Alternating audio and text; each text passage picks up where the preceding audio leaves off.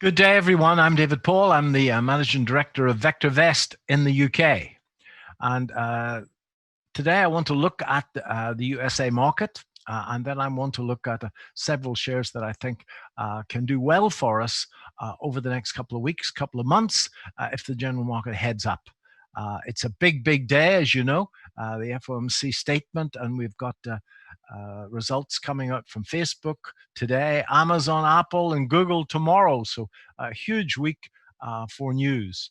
So that's the VectorVest composite, ladies and gentlemen, of the USA markets. Now, this is an equally weighted index of the 8,000 plus shares that we follow on the US markets.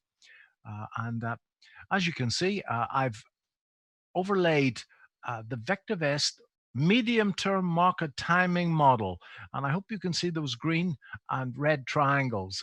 We saw a red triangle in February, just before the huge sell-off. And then the last green triangle, which tells us that it's safe to be in the stock market, occurred on the 6th of April. And I've been building positions in the US market since that time. And I've reported on those on many occasions in this series of videos. As you can see at the moment, the market has broken above the June the 9th highs. But if you look at the line studies below the price, folks, there is a warning signal, especially in the green line study, which records the VectorVest buy-sell ratio.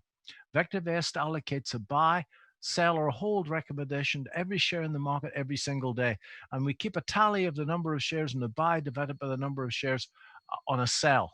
And as you can see, the price is pushing up, but the buy-sell ratio, in fact, can't keep up with it, showing a 2-month divergence. Now, the trend is up, and that trend can keep going for a very long time. Nevertheless, the buy-sell ratio is the canary in the coal mine. It actually gives a leading indicator of change. So if I were to see the American market print a sell signal, that sell signal, certainly in my trading, I will be taking exceptionally seriously indeed.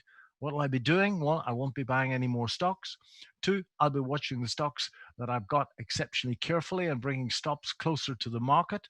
And thirdly, I'm going to get rid of laggards that haven't done that well for me in the run-up. So AMD, I've spoken about several times here. It gave me a long chase before it broke. As you know, it probably broke last week, but very importantly, it broke on really big volume. It reported results last night.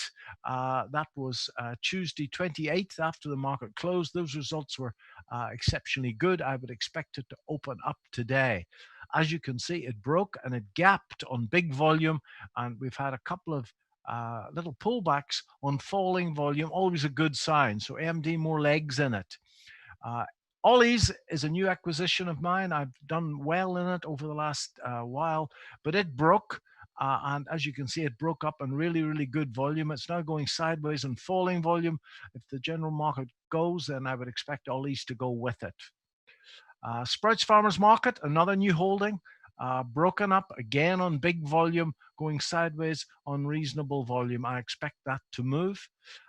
Square, I've got a position in Square, but I'll add to that position if it breaks out of that little triangle on good volume, and I think it'll take good news from the big IT companies to make that happen.